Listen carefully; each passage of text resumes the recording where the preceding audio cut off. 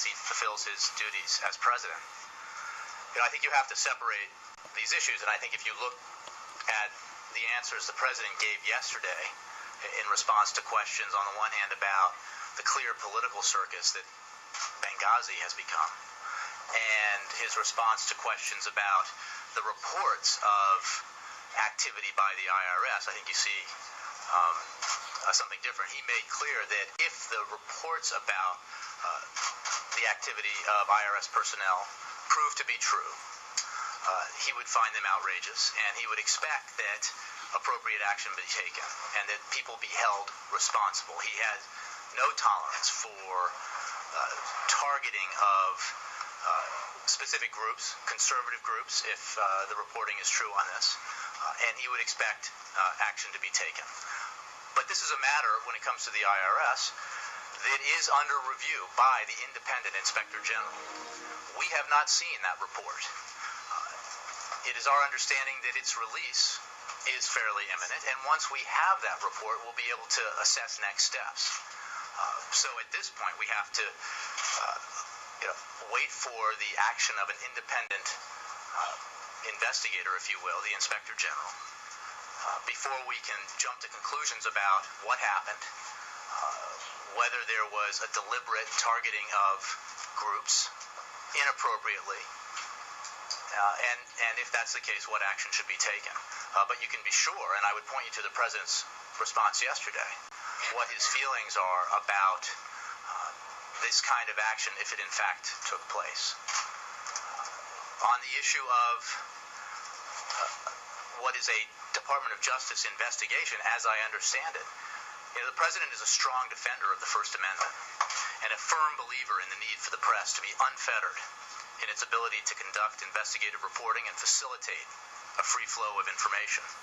He also, of course, recognizes the need for the Justice Department to investigate alleged criminal activity without undue influence. And as I said yesterday in my statement, other than press reports, we have no knowledge of any attempt by the Justice Department to seek phone records of the Associated Press. We are not involved at the White House in any decisions made in connection with ongoing criminal investigations, as those matters are handled appropriately by the Justice Department independently. And I understand there are a lot of questions about the reports about DOJ's actions, and from my background, I understand them well. But in this situation where the department appears to be conducting a criminal investigation, it would be wholly inappropriate for me to have answers to those questions. I don't have them, and I have to refer you to the Department of Justice. If I could then go back to the IRS issue, the President did use the word if these activities have taken place, but there has been an acknowledgement on the part of the IRS leadership that these things did indeed occur. So I wondered why the President used that phrasing in claiming that it was outrageous. Well, those from the IRS who have spoken about this obviously have much greater insight into what took place than we do. We have not seen the report. We have not, independently collected information about what transpired. We need the independent Inspector General's report to be released before we can make judgments. One person's view of what actions were taken or what that individual did is not enough for us to say something concretely happened that was inappropriate. I think if you look at some of what's been said, that the actions were inadvertent or not, or constituted something that was specific and inappropriate or not. And I think that what we have to do responsibly is wait for the independent Inspector General's report to be released before we assess next steps. But again, if you look at what the President said yesterday, he was very clear that if there was deliberate, specific targeting of groups, that would be outrageous and would require, in his view, action be taken. And that action, would there be something that the White House could do?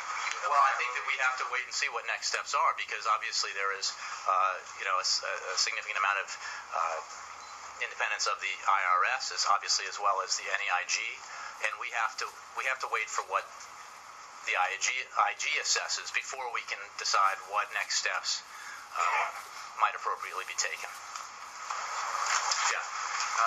Jay, it's now clear that senior tax officials knew about this extra scrutiny of congressional groups since 2011, which means also during the election, and then this was withheld until after the election.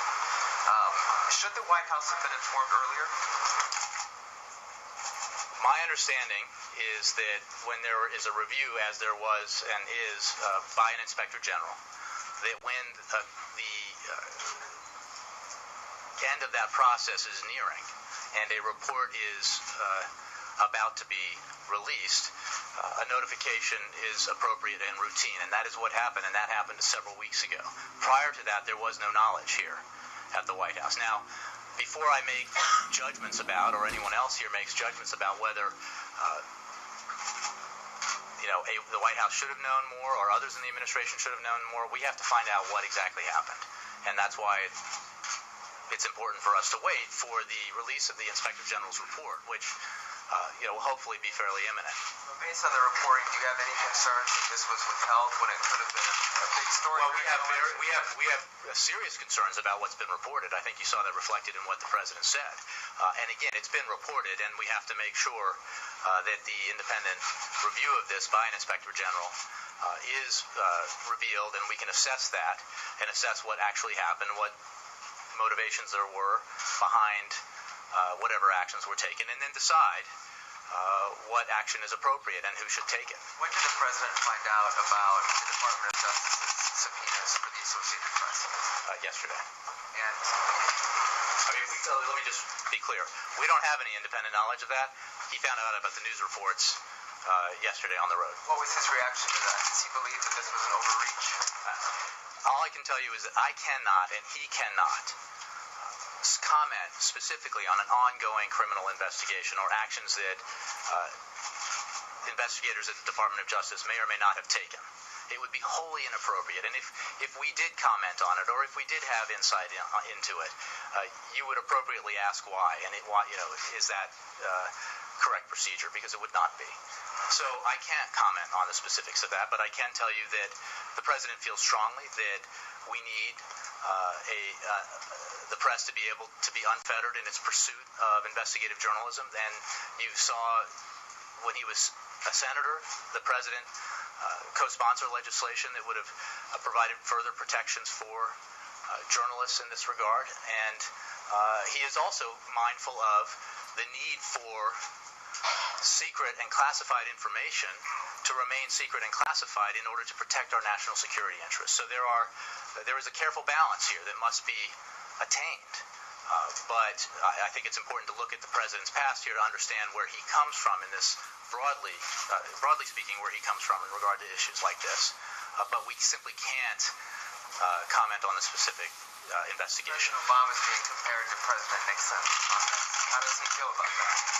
Again, I don't have a reaction from President Obama. I can tell you that the people who make those kind of comparisons need to check their history because, what we have here with one issue in Benghazi is so clearly, as we're learning more and more, a political sideshow, a deliberate effort to politicize a tragedy. The president feels very strongly about that. You heard him address that yesterday. On these other issues, these are things that we are finding out about, and we need to wait appropriately for independent action to be completed before he can in any way take action or comment specifically on it. I think that it is a reflection of the sort of rapid politicization of everything that you have that kind of commentary. Everything becomes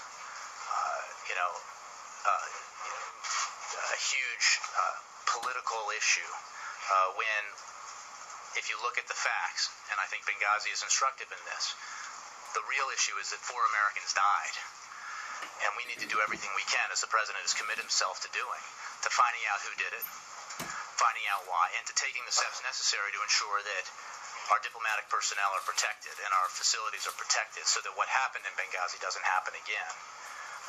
Instead of trying to score political points, which Republicans have been doing since the hours after the attack, and it's very unfortunate, and it's not what the American people expect us to do, because going back to Jim's original question, the president is here to try to achieve the things that he told the American people he would try to achieve, and that they supported him in 2 elections now in trying to achieve.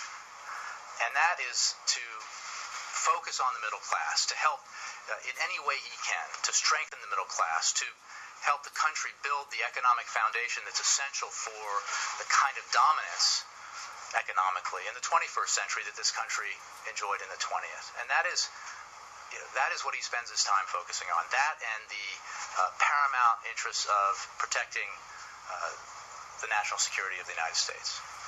Jessica. Jay, you say check our history, rapid commentary, but you have to understand and hear how it sounds like the administration might be hiding something. So can we take these one at a time? On the IRS on Friday, they gave one version of the story that's changed several times since then. So can you just say plainly, does the president believe that they're being truthful, and does he think that the leadership there needs to change? Well, I don't understand how that tracks with your first sentence about assertion here. We have seen the reports, as the president said, and if the reports are true, he would consider them outrageous. Even this IRS has acknowledged that some of this wrongdoing has happened. So the president and this administration could agree. And I think you heard the president say yesterday that yes, if it turns out to be the case, and again, there's a lot of reporting, not all of it. But Jay, you also limited to one. He said there was IRS personnel, which sounded like it was isolated. We've now learned that it was. How could IRS personnel be isolated? That could be the entire agency. I mean, he's facing. That it touched the Washington D.C. office. Does he concerned that this is a broader problem? He's concerned he's concerned by every report he sees on this. You can believe that he is concerned by that, and that is why he looks forward to finding out what the IG report says, and then deciding what next steps need to be taken, and who needs to take them. And that's, instead of rushing to conclusions or, perpetrating consequences before we even know specifically what happened, and the whole story would be inappropriate for a president to do. And so, again, he made clear what his view of this action. If there was specific, deliberate targeting of conservative groups or any groups inappropriately, he would be outraged. And he finds the suggestions of that to be outrageous. But we cannot, and we should not, prejudge the outcome of an investigation. What is the consequence of his outrage? We'll see. How could he possibly say what the consequence will be before we know what the facts are? Okay. Shouldn't we let the facts be revealed by this independent Inspector General report before we make some conclusive judgments about what actions need to be taken? On the IRS DOJ story, we understand that you guys can't get involved in an leaks investigation that could touch the White House and the administration, and that it's a legal violation and it's a legal issue if that happens. But this involved multiple months, multiple locations, many phones. Is the president at all concerned about the breadth of the investigation, about the breadth and depth that the DOJ is using to pursue leaks in general, which has become a priority for this president? He's prosecuted in this administration more people for leaks than every other president put together. Jessica, what I can tell you is that this president believes strongly in the First Amendment and is a strong defender of the First Amendment. He believes strongly in the need for the press to be unfettered in its pursuit of investigative journalism. He also believes strongly as a citizen and as president in the need to ensure that classified information is not leaked because it can endanger our national security interests. It can endanger American men and women around the world. But I cannot, and he cannot, appropriately comment on the specifics of an ongoing criminal investigation for the reasons that you yourself just raised. It's not about the specifics of this investigation. You listed the specifics of the investigation, or at least as reported. Is he concerned at all about the precedent this is setting and that this is the legacy of his attorney general? This, I think, refers to this investigation, so I cannot comment on that. What I can tell you is the president absolutely believes in the need for the press to be able to pursue unfettered investigative journalism.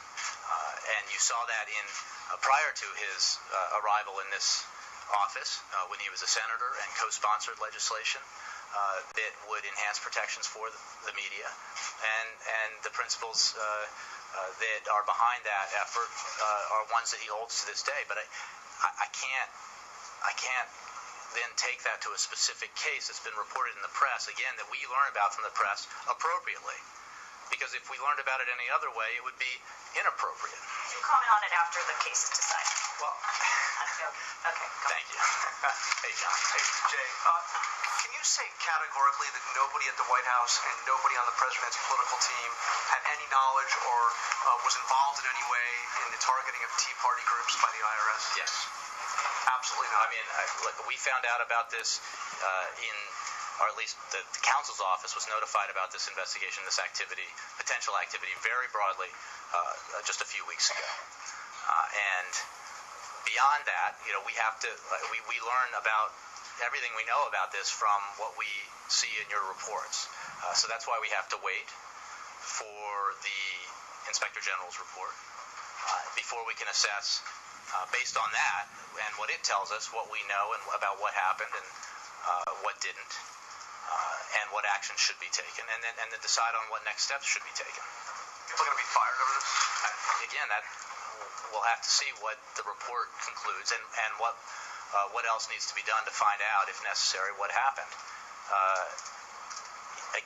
The reports that we've seen are very troubling, and if true, and depending on the reports, because there's been a series of different ones, but if it is true that there was a knowing effort to target specific organizations, as reported conservative organizations, that would be outrageous in the president's view, and there should be consequences. And while you clearly can't comment on the Justice Department investigation, as a principle, does the president approve of the idea of prosecutors going through the personal phone records and work phone records of journalists and their editors?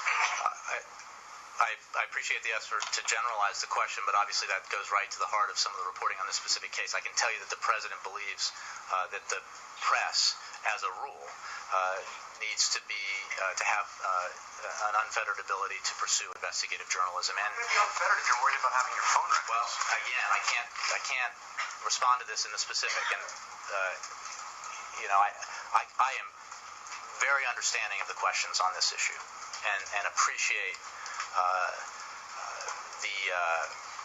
the nature of the questions, and I think they go to important issues, and they go to the fundamental issue of finding the balance between, when it comes to leaks of classified information, of our nation's secrets, if you will, between the need to protect that information because of the national security implications of not protecting them on the one hand, and the need to allow for an unfettered press and in its pursuit of investigative journalism. So this is a balance that the president believes is important that we have to find, and how he views these issues can be seen in the actions and proposals he's made in the past. But when it comes to this specific case, I simply cannot get into the details of our view or his view of it. Just the last question. And just the last question. Is all of this, all this swirl of controversy and stories affecting the president's ability to pursue his agenda? The president is focused on what he believes the American people expect from him and from their leaders in Washington. And you have seen that, and you will continue to see that in the days and weeks and months ahead. Overwhelmingly, Americans are concerned about continuing the recovery out of the worst recession since the Great Depression, building on the job creation that we've seen, continuing to expand and make more secure the middle class, taking the necessary steps to invest in our future so that our economy can grow later. And that means bipartisan cooperation on things like investing in infrastructure or in innovation, in the kind of investment in the innovation hubs that the president talked about in Austin last week. These are the issues that he's focused on. They include comprehensive immigration reform, which he is constantly discussing with leaders and members of Congress, a bipartisan effort that he believes can and should produce a law that he can sign that reflects the principles that he's laid out a long time ago. So there's a lot of work to be done, and he's focused on that work. Chip, good to see you. Good to see you. Welcome back. I appreciate it. as you know, numerous members of Congress over a couple of years wrote the IRS and asked if conservative groups were being targeted. Those officials did not respond. If it turns out that those officials did know at the time that the conservative groups were being or had been targeted, should those officials be punished? That goes into, the if phrasing is appropriate. If what we're seeing in some of these reports about specific targeting and actions taken by personnel within the IRS turns out to be true, then people should be held accountable. And what that means in concrete action, we'll have to see based on the information and the facts that are gathered, principally, at least at first, by the Inspector General. So you heard from the President yesterday. You heard the outrage that he conveyed at the reports of this kind of activity. Outrage or potential outrage. He's only going to be outraged if. I don't think you would want a president to be outraged on something that turned out not to be true. We have to wait. He apologized for part of it. Don't we know that part of it is fact? It's not in the if area anymore. It's fact. I agree with that, and I think that was reflected in the tone and the nature of the comments you saw from the president. But on the broader issue here about getting all the facts, it really is important, in our view and the president's view, to work with Congress to achieve what will hopefully be a bipartisan comprehensive immigration bill that this president can sign into law, working with Congress, as you've seen over the last weeks and months, to see if we can find common ground on reducing our deficit in a balanced way that will help the economy grow, help it create more jobs. We are focused on these fundamental issues that the American people sent this president to this office twice now to focus on. And I understand the effort. I understand the natural inclination to try to bunch some of these things together, but there really is a distinction here, and I think you heard it from the president that the ongoing obsession, and I'm quoting now somebody describing the Speaker of the House, the ongoing obsession with talking points and Benghazi and the attempts to politicize that constitute a sideshow that's driven purely by or largely by political interest and not the interest of finding out exactly what happened and who was responsible and taking the steps that we need to take to ensure that our diplomats and our facilities are secure. That's what the president's been focused on. That's what you've seen in the report from the ARB, the Accountability Review Board, that was overseen by Admiral Mullen and Ambassador Pickering, and it's what you've seen in the president's insistence that the investigation led by the FBI into finding out who was responsible for the deaths of 4 Americans reach a point where we can bring those responsible to justice. On the AP phone records, what prevents the president from picking up a phone, calling Eric Holder, and asking him what happened?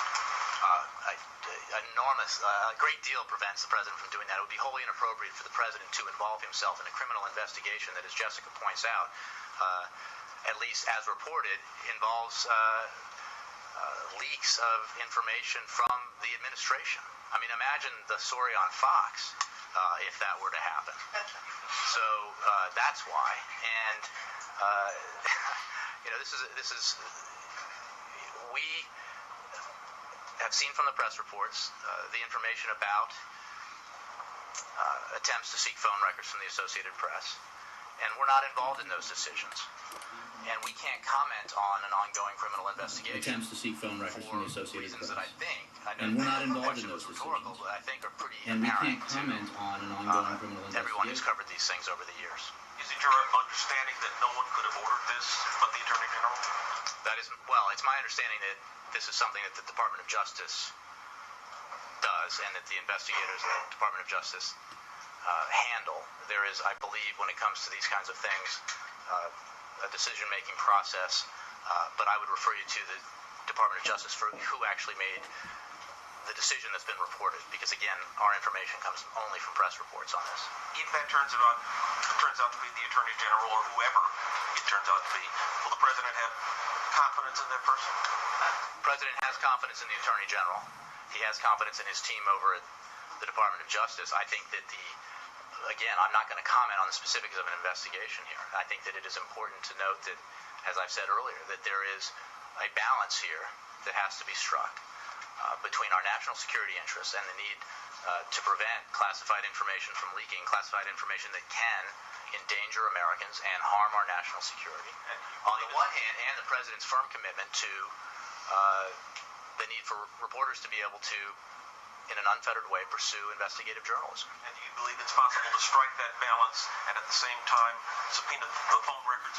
Wendell, I just can't comment on the specific reports that you cite. I can say that the President does believe that balance should be sought and can be found, but it is a balance, and therefore something that we need to constantly work at.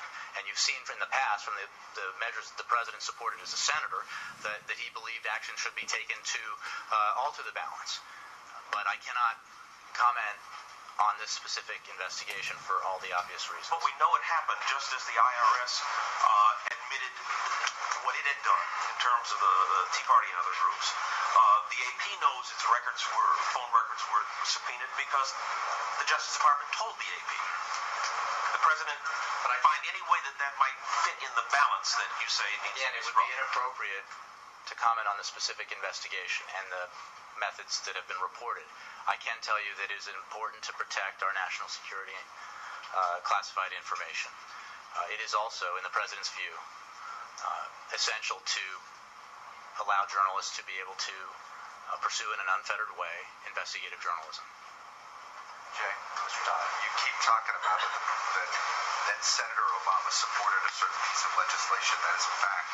As president, he killed that piece of legislation in October of 2009 that made it so that the protections that he supported, having judicial review on this decision about subpoena, and then there was an opportunity for this bill to be passed. Chuck Schumer was supportive of it, and he said it was the White House that had problems with it and killed it. Well, I think first of all, you're talking about separate pieces of legislation and a legislative history that bears a little more looking into. The President's position on this is what it was as a senator.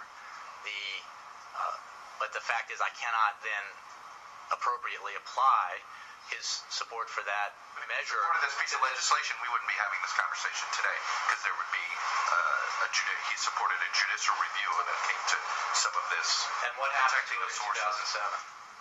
I'm asking you what happened to it in 2009 when he was president of the United States. The legislative history here is a little more complicated than you present. But the Democrats were in charge. You had Chuck Schumer. I mean, this is 2009. Who cares about 2007? We know what he said on the campaign trail in 2008 in front of the Associated Press when it came to this issue.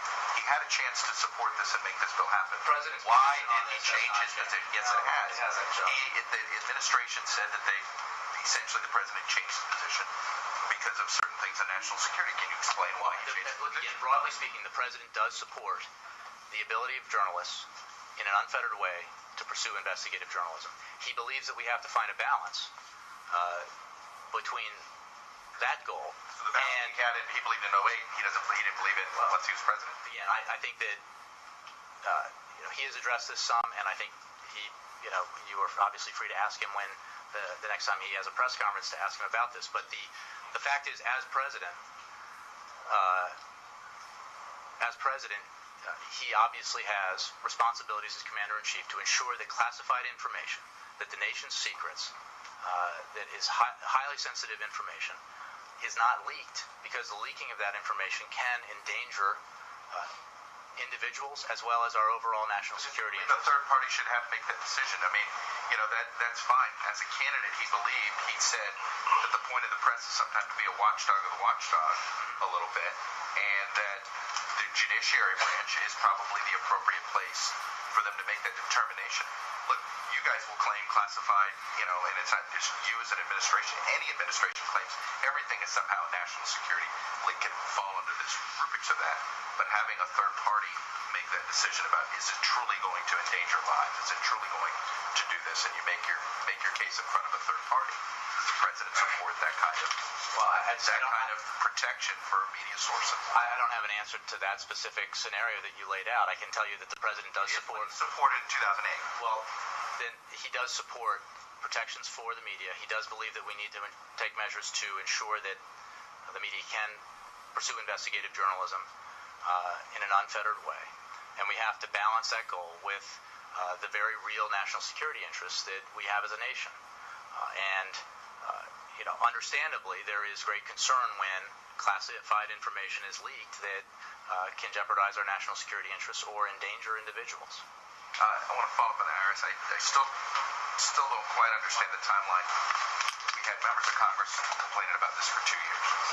Did it just never reach you guys here at the White House that there was these complaints that conservative groups felt that they were being singled out and targeted at any point in time? I'm not sure that I'm sure people were aware of and knew some of the stories that had been reported about the complaints, but we were not aware of any activity or of any review conducted by the Inspector General until several weeks ago. Should you have been made aware sooner? Well, I was asked that before, and I don't want to. I don't understand. Let's just say that. Why wouldn't you want to know? Well, first of all, for all the reasons why there should be distance between, why the IRS should not be politicized. There has to be that distance. But on the specific question that you have, I want to wait before and see what the report says, and wait and see what we actually know happened and what the facts are before we comment beyond what the president said yesterday on this matter, and before we make any decisions or pronouncements about what actions should be taken. I mean, you heard what the president said about what he believes and what he feels should what's reported about specific targeting turn out to be true. But we need to wait and see if that's in fact the case and how and what the scope of it is before we make decisions about how to proceed. Do you have any update about when you're going to, I know that Republican Senator Bob Corker of Tennessee is saying he's been waiting for an explanation on Ahmed Karzai claiming cash payments from the CIA and that these cash payments are continuing, and he's been confirming this and claiming it in Afghanistan, and Senator Corker was hoping for an explanation from the president, and he says it's now been 2 letters and he hasn't got any explanation. I'm not aware of the letters. I'll have to take the question. The specific story itself involves the CIA, and I'd have to refer you to them. But with regards to the letters, I'll let you know if there's a response. Yeah.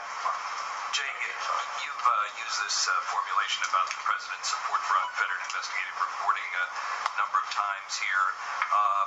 To what extent is the former constitutional law professor in the Oval Office torn between that philosophy and the case for going after leaks? I think the appropriate way to describe it is that the president believes there needs to be a balance because there is an interest in making sure that classified information that is sensitive is not leaked, and because of the consequences to national security and to individuals. But there is also an interest in the president's view in ensuring that the press can pursue investigative journalism and be unfettered in that pursuit. And to the earlier point that Chuck was making, even after he became president, the Attorney General and Director of National Intelligence, after the president took office, his Attorney General and his Director of National Intelligence sent a letter to Congress in November of 2009 expressing the administration's support for media shield legislation. So the position that the president held as a senator, he continues to hold as president. But that balance is important. And, again, without commenting on specific reports about specific cases, we have to be mindful of the fact that national security interests are significant, and classified information needs to be protected. Well, he has to know that a reporter can't be unfettered if a reporter is subjected to a fishing expedition of personal phone records and office phone records. Well, Peter, broadly speaking, I think that the president understands that a reporter needs to be shielded in the way that he's supported as a senator and has supported as a president. I cannot, because of the nature of your question, express an opinion about reported developments in a criminal investigation currently underway at the Department of Justice. You just said categorically that you could say no one from the White House or in the president's political team was involved. There's a pretty unequivocal answer on your part. And yet the bulk of this press conference is you saying you don't have all the facts. It's a wait-and-see approach. Well, what I can tell you is that What gives you that confidence? I can tell you that, as I think I said yesterday, the White House counsel was alerted about this IG review and the general topic of it just a few weeks ago. And prior, I didn't find out about. From being categorically certain that no one from the White House's team or the political team was I have involved. no reason to believe. So you're doing that on good faith, that this is just your assumption? Because I can tell you that I am not aware of anyone here knowing about it. It would be obviously. So it's not your direct knowledge of being aware of anyone here. Hans, you can ask me if somebody who works on. You've asserted something categorically. I don't understand how you know that. I am certainly not aware of, and am confident that no one here was involved in this. We found out about it just a few weeks ago, and only, when I say we, I didn't, the president didn't, but the White House counsel's office only found out about the review being conducted and coming to conclusion by the Inspector General. So what gives you the confidence? I think I can say that I feel confident in that, but I don't have any. Do you have any facts? You're asking me to prove a negative, Hans. Well, you've made the assertion. You've asserted that you're confident that no one. You're the one that actually put it out. Again, you heard the president express his views, and we're going to wait and see what the facts are based on the independent Inspector General review, and then we will make judgments about those facts and what next steps might be taken, and by whom, and with what actions might be taken. But I'm just not going to get into any more details about it because it would be inappropriate to do so. All right. Twice as many leakers as every previous administration combined. How does that reflect balance? I would say that the president is committed to the press's ability to pursue information, to defending the First Amendment. He is also, as a citizen and as Commander-in-Chief, committed to the proposition that we cannot allow classified information to be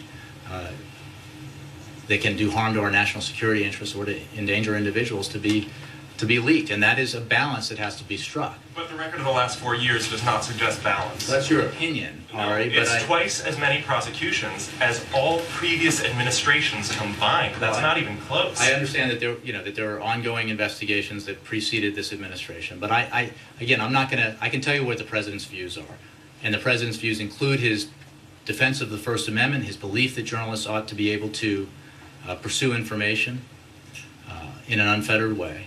And that is backed up by his support for a media shield law, both as senator and as president. And it is also true that he believes a balance needs to be struck between those goals and the need to protect classified information. You're not going to hear him say that it's okay for the nation's secrets to be freely reported when that information can endanger our national security and do harm to individuals and endanger individuals. Do you think a fair analysis of this administration's actions reflect the views you've just described? I believe that the president supports balance and that he has made that clear, both as president and within his administration. I cannot comment on the specific case, but I can tell you what the president believes and what his actions and have been in the past. Fair focus on elections? Let me move around a bit. Okay. Just mentioned that you said the president has made this goal of balance clear within his administration. Can you describe how he's communicated that within the administration or within the Justice Department as far as guidance? Well, the president's position, I think I just cited a November 2009 letter to Congress from the Attorney General and the Director of National Intelligence expressing the administration's support, the Obama administration's support for media shield legislation. So that is a clear expression from several components of the administration about the president's views. I can tell you that as somebody who spends a lot of time with him and speaks about the press frequently, that he firmly believes in the need to defend the First Amendment and the need for reporters to be able to do their jobs. He is also, as Commander-in-Chief and as citizen, interested in the protection of sensitive information that can, if released, endanger our national security or endanger individuals. And I think that is a balance that every American would expect a president to seek, both in his views and in his actions. He's talked about that with you privately or with your... I'm just saying that I know, because I've spent time with him, what his general views about this matter are. April? Jay, a couple of questions. Did you know that the Attorney General has recused himself of this investigation? Did you know that? I did learn that before I came out. It was reported right before I came out. So you said earlier that it wouldn't make any sense, it would be inappropriate for the president to talk to As him. a general matter, for the president to pick up the phone and call the Attorney General about an ongoing criminal investigation led by the Department of Justice into, in part, the administration, I think it's safe to say that would be inappropriate. And I think everybody in this room would consider it inappropriate. Okay, well, let me ask you two more questions. Is there an expectation around here at the White House that this leak investigation can expand to more news outlets beyond the Associated Press? Again, this is not something we would have any knowledge about, and I would have to refer you to the Department of Justice. One more question. At any time during this administration, do you have any knowledge of any wiretaps or any tapping of workspaces of reporters? This is a serious question. No. And again, this is, I don't, and any suggestion that somebody here would is, goes to the heart of what I'm saying. These are questions for the Department of Justice, and I would refer you to what's been reported. First of all, Connie, happy birthday. Thank you so much. Is there a possibility that any of the private Obama administration people who support the president or the Democratic candidates could have instigated these leaks, not the IRS or anybody? Instigated the leaks? I have no idea. I think that the reporting, that the people, the sources are cited. You're asking me sort of hypotheticals about things that I wouldn't be able to answer. And one more question. The president is human. When he first found out about these, especially the AP story, did he curse? Did he scream? What was his reaction? I'm not going to read out a private conversation, but I can tell you that he found out about it yesterday. Three quick questions. Can I just follow up? When you were saying that the president doesn't involve himself in an ongoing criminal investigation, just to clarify, which ones are we talking about? I'm thinking about Trayvon Martin and I'm thinking about Skip Gates. Just could you explain, clarify what you mean? Alexis, the president, these are the federal investigation that has been reported, again, based on news reports, and we do not, appropriately so, have any insight into that investigation or communications about that investigation. So, we have no knowledge independently of any attempt by the Justice Department to subpoena phone records of the Associated Press beyond the press reports that we've read. Second question about the IRS. Following up on what Chuck and Hans were asking you, it was reported in very estimable news organizations for several years. The complaints from the organizations that felt that they were being targeted by IRS. We have very prominent lawmakers on the Republican side of the aisle who actually gave speeches about it and talked about it long before you would have known about the IG report. So I just wanted to make sure, are we going to find out, because of the president's animosity or his feelings or shortcomings about Citizens United, that he himself appreciated or wanted the IRS to be looking and scrutinizing those? That's a preposterous assertion, Alexis, and the fact of the matter is you heard from the president that if this turns out to be true, he would be outraged. And he specifically said if there were specific targeting of conservative groups, that would be wrong and outrageous, and there should be people held accountable for it. It's not who we are. It's not the way the IRS should ever operate, if it turns out to be true. Can I just have a third question, quick question, on Benghazi? CNN obtained part of an email leaked as part of that email trail that was sent to the Congress. And you've seen it online, I'm sure. So my question is, because we're 8 months into what you call the political circus, and part of that email has come out, will the White House... I think the entire email, this report I read showed the entire email, and what it showed is that Republicans who were leaking these emails that have been shared with Congress didn't just do that. They decided to fabricate portions of an email and make up portions of an email in order to fit a political narrative. And I think I'm not surprised by it, because we've seen it again and again. We've seen it remember the issue in the committee's report, the Republican committee report, about Secretary Clinton's signature, and the fact that they, of course, didn't include the truth behind that this was an automated signature and she had no involvement in that email. So I think it just reinforces what we've seen, which is an ongoing effort to politicize this, to cherry pick information, or in this case, just make it up in order to fit a political narrative. So my question to you is, after 8 months of what you call the political circus, why not just put out the emails now? Do the data dump now? Well, I'd say a couple of things, because not in your question is the fact that we provided these emails to Congress, to relevant committees, as well as leaders several months ago. At the time, some Republicans said they were fairly satisfied with the information, that they felt they knew what they needed to know. This was about the confirmation of John Brennan as the new head of the CIA. They moved forward with that nomination and confirmed John Brennan in that position. The Speaker of the House is reported to be obsessed with Benghazi and the political benefits of this pursuit. Well, hold on, I'll get to it. I'm just doing a great prelude to the answer, which is that preface to the answer. So the Speaker of the House is obsessed with this, has made all sorts of demands, and then it turns out that his office was provided the information, but as obsessed as he was, he didn't show up to get the briefing and spend the time with the emails, but a staffer did, so he's known all along what these emails contain and what they don't contain. So I think the evidence is pretty overwhelming. That the answer is what I've said before, which is that this is, as it has been consistently the case with administrations of both parties, the internal deliberations of Alexis, shake your head and editorialize, but let me finish. Congress covering on other administrations when it didn't work and the information comes out. Just put it out. Well, the information comes out, but not. If people leak information, as they have on the Hill, for political purposes, that's one thing. As a matter of course, releasing internal deliberations is something that goes to the kind of protections that have existed for the executive branch for many administrations of both parties. And the fact is, and I think again, in the full reporting of this story, we did something rather extraordinary, which was provide these emails to the committees, the relevant committees, in camera. Fancy legal term for meaning they could spend all the time they wanted with them, make notes, copy them verbatim or not so verbatim, as it turns out, and then go on their way and make their assessments, which is what we did. Lily. Thank you, Jack. Has the President spoken to the Pakistan's incoming Prime Minister Nawaz Sharif after the elections? He has. Today, the President spoke by phone with Nawaz Sharif, President of Pakistan Muslim League Nawaz, to congratulate him on his party's success in the May 11 parliamentary elections. As you know, over the weekend, the President also commended the people of Pakistan on the successful completion of their parliamentary elections.